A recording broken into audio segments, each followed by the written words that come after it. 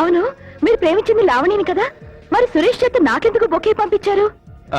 అది అది అదో చిన్న ఛాలెంజ్ లేండి, మా ఇద్దరికి మధ్య పందెం. పందెవా? అవును సత్య, బొకే పంపిస్తే శాంతంగా రిఫ్యూజ్ చేస్తావని వేణు, కాదు మిలిటరీ పద్ధతిలో ట్రీట్మెంట్ ఇస్తావని నేను. ఒక గోల్డ్ చైన్ పందెంగా పెట్టుకున్నాం. ఛాలెంజ్ వాళ్ళకి చెంపదెబ్బలు నాకు. పోన్లే, ఈ రకంగానే మనం ఫ్రెండ్స్ అయ్యాం. అది సరే, మీ ఇద్దరు పెళ్లి సమస్య ఎంతవరకు వచ్చింది? అది ఇంకా సమస్యగానే ఉంది సత్య. నేను లావణ్యని పెళ్లి చేసుకోవటం మా నాన్నకి ఇష్టం లేదు. అందుకే మేమిద్దరం రిజిస్టర్ మ్యారేజ్ చేసుకోవాలనుకుంటున్నాం. ఈ పెళ్లికి నేను ఒక సాక్షిని. మీకు అభ్యంతరం లేకపోతే మీరు కూడా సాక్షి సంతకం చేయాలి. నేనా? ఈ మాత్రం సాయం కూడా మీరు చేయకపోతే నేను జీవితాంతం బ్రహ్మచారిగానే ఉండిపోవాలి. అంత మాట అనకండి. ఆ మాత్రం సాయం చేయకపోతే మన స్నేహానికి విలువే ఉంది. థ్యాంక్ యూ సత్య. ఇంతకీ పెళ్లి ఎక్కడా? రేపు ఉదయం 10 గంటలకి రిజిస్టర్ ఆఫీస్. సరిగ్గా 10 గంటలకు మీకోసం వెయిట్ చేస్తూ ఉంటాం.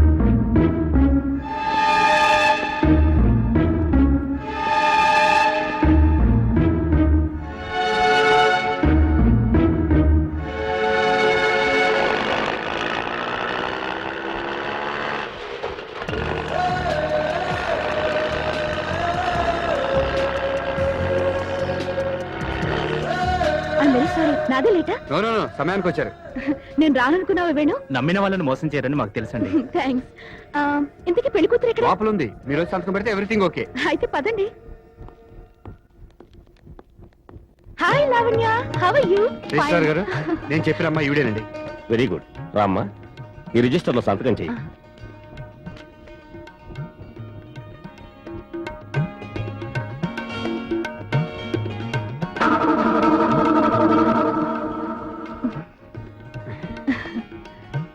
Photo please.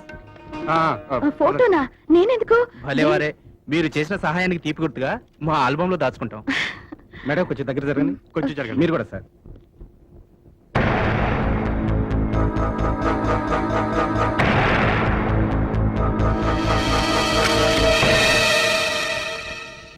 అలా అమాయకంగా నా మాట నమ్మి తన జీవితం మీద అచ్చుతప్పు సంతకం చేసుకుంది సత్య. స్పెషల్ మ్యారేజ్ యాక్ట్ ప్రకారం ఒక మ్యారేజ్ రిజిస్టర్ కావడానికి దాదాపు 4 రోజులు పడుతుంది. కానీ రిజిస్ట్రార్ తన నిజాయితీని 25,000 కరెన్సీకి అమ్మేశాడు. వాళ్ళిద్దరికీ పెళ్ళైనట్టు నకిలీ పత్రాలు క్రియేట్ చేశాను. నన్ను కొట్టిన దెబ్బకి ప్రతీకారంగా సత్యని ఎలాంటి తిరుగు దెబ్బ కొట్టానో తెలుసా?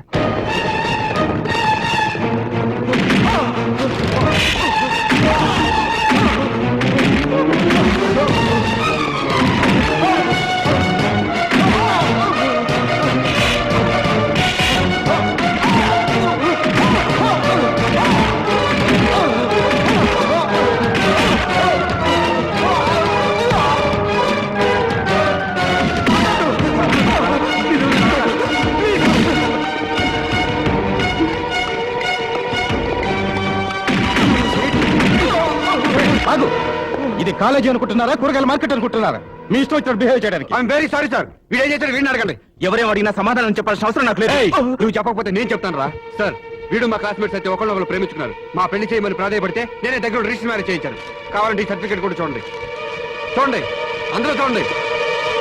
దాంతోపాటు అప్పుడు తీసిన ఫోటో కూడా చూడండి.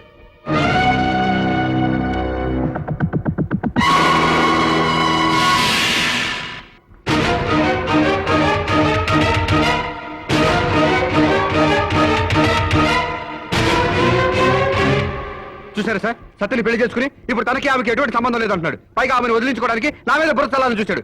నేను ప్రాణాలతో వదలరా. నేను చెప్పేది వినండి సార్. సత్య నేను ప్రేమించుకున్న మాట నిజమే. సత్య నేను పెళ్లి చేసుకున్న మాట నిజమే. కానీ మా పెళ్లికి ముందే వీడికి సత్యకి అక్రమ సంబంధం ఉంది సార్. ఆ విషయం దాచిపెట్టి వీడు నన్ను మోసం చేశాడు. ఒక చెడిపోయిన దాన్ని నాకు అంటగట్టి స్నేహానికి మచ్చ తెచ్చాడు. ఇప్పుడు చెప్పండి సార్, వీడి ఎంగిల్ కూడా నేను తినాలా?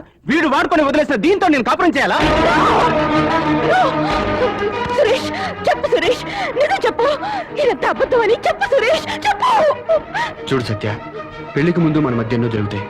అవన్నీ మన ఇద్దరి మధ్య ఉండాలి. కానీ 10 మందికి తెలిస్తే నీ జీవితం నాశనం అయిపోతుంది.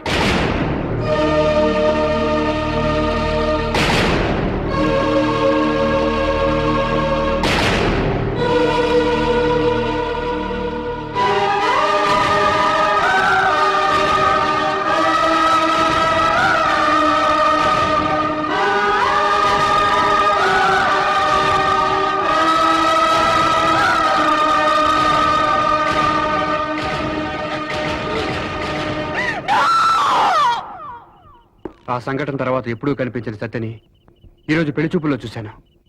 ఎంత పని చేశావురా? పంతాలకు పోయి ఓ ఆడపిల్ల బ్రతుకు నాశనం చేశావా? నలుగురులో ఆమె నవ్వుల పాలు చేశావు.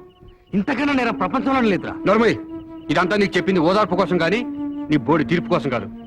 మొదట తీర్పు, తర్వాతే ఓదార్పు.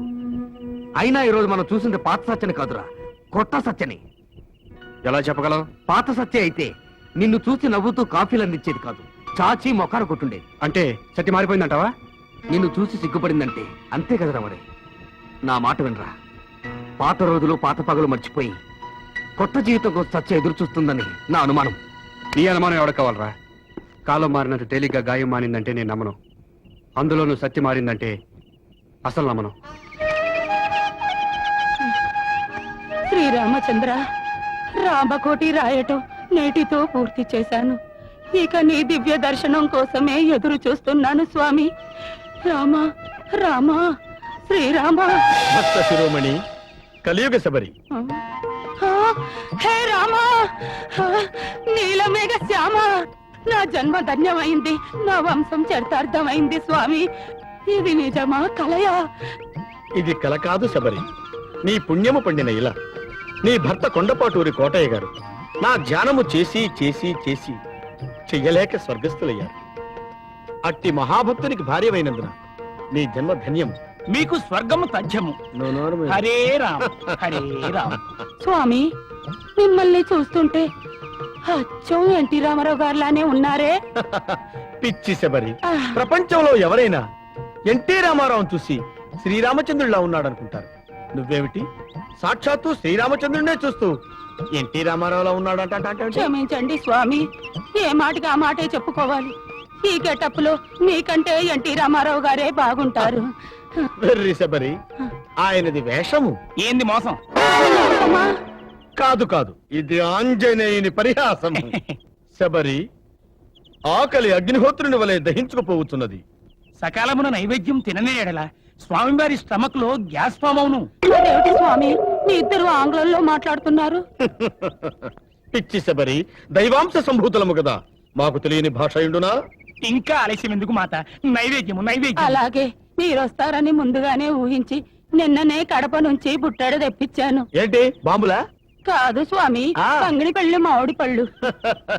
ఉండండి తెస్తాను. ఆ, స్వామి, నా బంగారు కొండ. విగ్రహము. హనుమా, రామా. ఆంజనేయుడి గెటప్ లో ఉన్నాడు, కొంచెం డిగ్నిఫైడ్ గా ఉండాలి. జాకీ చాన్ లా జంపులు చేయొద్దు. అటులనే రామా. కింద కింద కూర్చోరే. కడుపు నిండా ఆరగించండి స్వామి. ఇటు ఇవ్వండి మాత, ఇటు ఇవ్వండి. హనుమా, రామా. బుట్ట అక్కడ పెట్టిన అక్కడ కూర్చో. స్వామి, ఇప్పుడు ఆరగించండి స్వామి. ఏమిటి శబరి ఇలా కొరికి కొరికి ఇచ్చేసావు? మరచితిరా శబరి సేవ. ఓహో, ఆనాటి శబరి ఫలమును ఒక కార్నర్ లో కొరికిచ్చినది. నువ్వేమిటి సగం పండు తినిచ్చావు? అయినచో మా స్వహస్తములతో మేమే తిందము. మీకు మరీ అంత ఇంట్రెస్ట్ గా ఉన్నాడలా మీరు కొరికిన ఫలములను ఆంజనేయునికి తినిపించుడు. వద్దు మాత, వద్దు. స్వామివారు సేవించకుండా పచ్చి తీర్థం కూడా ముట్టనగాక ముట్టను. అలాగా? అయ్యో, నా మతి మరుపు మండ. పొయ్యి మీద పాయాసం పెట్టాను, ఇప్పుడే తెస్తాను, ఉండండి స్వామి. మాత, నాకు పెద్ద గ్లాస్ అలాగే నాయన. ఆంజనేయ, రామా. అక్కడ కూర్చో.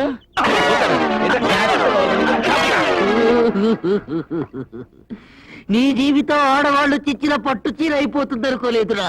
ఒరేయ్ బాబీ, సలహా చెప్పి ధైర్యం చెప్పరా అంటే నన్ను భయపడతాడు ఇడియట్. ఏండే ఆవిడ వచ్చింది? ఎవరావిడ? మీ ఆవిడ కాదు, ఈయనతో మాట్లాడాలట, రమ్మంటుంది. నువ్వు రారా. నువ్వు వెళ్ళి మాట్లాడు. నాకు ఆడవాళ్ళతో మాట్లాడాలంటే చికాగ్గా చీదరుగా ఉంటుంది.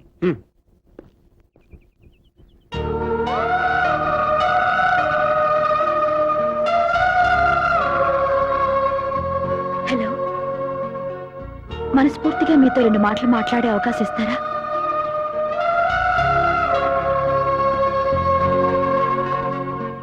ఏం మాట్లాడాలి? అదే మన పెళ్లి విషయం. పెళ్ళా? మనకా? మీరు ఈ మాట అంటారని నాకు ముందే తెలుసు. మీ పరిస్థితుల్లో నేనున్నా ఇలాగే మాట్లాడతాను. నిజానికి ఆ రోజు నేను చేసింది చాలా పెద్ద తప్పు. ముందు వెనక ఆలోచించకుండా ఓ మగాడి మీద చేయి చేసుకోవటం కన్నా పొరపాటు ఇంకేం లేదు. మిమ్మల్ని రెచ్చగొట్టి నా పరువు నేనే తీసుకున్నాను. అదో బ్యాడ్ సిచ్యువేషన్. ఆవేశమే గాని ఆలోచన లేని వయసు. అందుకే క్షమించమని అడగటానికి మీ హాస్టల్కి వచ్చాను. అప్పటికే మీరు హాస్టల్ ఖాళీ చేసి వెళ్ళిపోయారని తెలిసింది. ఆ బాధతో నేను చదువు మానేశాను. అయినా నా ఆలోచనలు నన్ను వదలలేదు. దిద్దుకోలేని పొరపాటును తలుచుకుంటూ ఇన్నాళ్ళు గడిపాను. అనుకోకుండా ఇవాళ మిమ్మల్ని పెళ్లి చూపులో చూసి హాయిగా ఊపిరి పీల్చుకున్నాను. ఇప్పుడు ఈ విషయాలన్నీ మాట్లాడాక నా మనసు ప్రశాంతంగా ఉంది. మరి నేను బయలుదేరుతాను.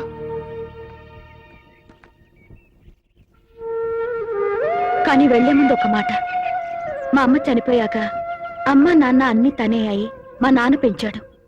తన ప్రాణ స్నేహితుడు కొడుకుతో తన కూతురి పెళ్లి జరుగుతోందని ఎంతో పొంగిపోతున్నాడు. ఆయన సంతోషాన్ని నిజం చేసే శక్తి మీకే గాని నాకు లేదు. పాత జ్ఞాపకాల్లోని చేదును మర్చిపోయి కలిసి బ్రతకడం, మంచి స్నేహితులుగా మనం విడిపోవడం అనేది నిర్ణయం మీ చేతిలోనే ఉంది. మీరే సమాధానం చెప్పినా వినడానికి రేపు సాయంత్రం 6 గంటలకి పార్కులో ఎదురు చూస్తూ ఉంటాను. తప్పకుండా వస్తారు కదూ?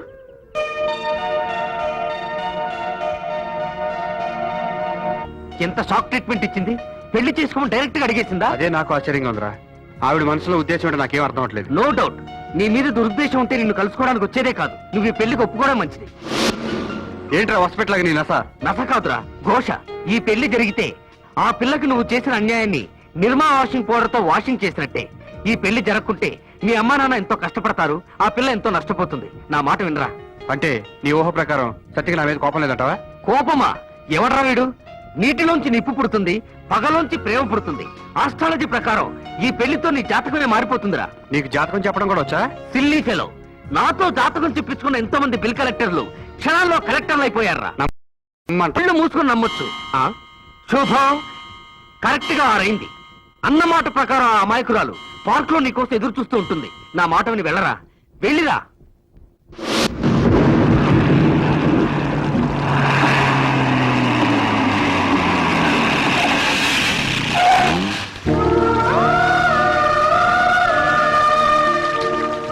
Thank you. నా మీద అభిమానంతో వచ్చారో జాలితో వచ్చారో నాకు తెలియదు, కానీ నేను మాత్రం మీరు తప్పకుండా వస్తారన్న నమ్మకంతోనే ఎదురు చూశాను. నా నమ్మకాన్ని నిలబెట్టారు. ఇలా వర్షంలో తడుస్తూ ఎదురు చూపులు చూడడంలో